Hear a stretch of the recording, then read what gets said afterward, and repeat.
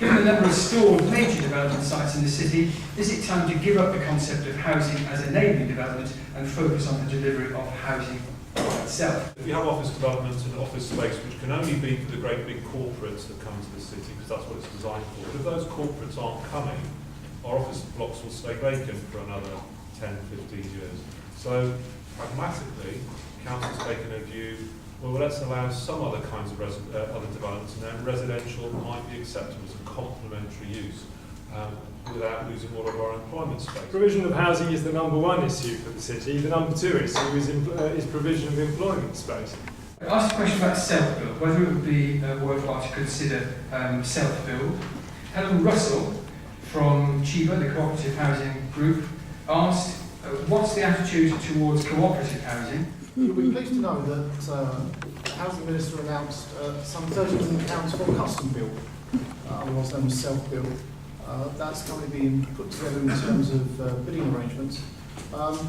So it's certainly something that's passionate to my Minister, is self-build. All development's difficult, and I think you need certain expertise to enter into that field of development, whether it's for open market or cooperative housing. Regardless, it's going to be a difficult one to crack in with that expertise. And as for bungalows, they're land hungry. They're incredibly land hungry and extraordinarily more expensive to build. Would we not be better off building much larger ground floor flats or even upper story flats? It doesn't matter where you are, if you're on the 9th or the 10th floor. It is about the space and the support that's around you. You can't just have the house without the infrastructure for the person.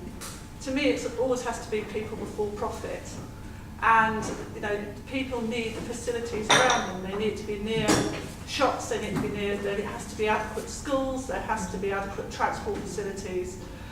Housing co-ops. I'm very for housing co-ops, and I do see that as a way forward for the city. Most of us would agree it's really important you don't build houses or units, whatever euphemism you want to use. Actually, you build a community. Schools would be part of that. Actually, there are very few children who travel across the city in buses. The vast majority of children in the city go to school within walking distance. The challenge for us, like every other local authority, is people are living longer. That our aim has to be to enable people to live better and to stay in their houses for longer. When we look at developments, we should say, well, actually, how is this development enabling our elderly residents to stay in it for the whole of their life? Because I think there's still a lot you can do strictly in the NHS. So there are a lot of things around mental health, around older people, around people with substance use problems that have a huge impact on the housing can have a huge impact on how they do in their health and well-being. New homes could be built so that they are adaptable, so that they can start off as smaller units and possibly extend size of rooms and things as people's needs change. This is where the green agenda comes in. What amount of development is sustainable? To me, that is the big question. I think at some point you have to sort of say enough's enough, and can we really build more here?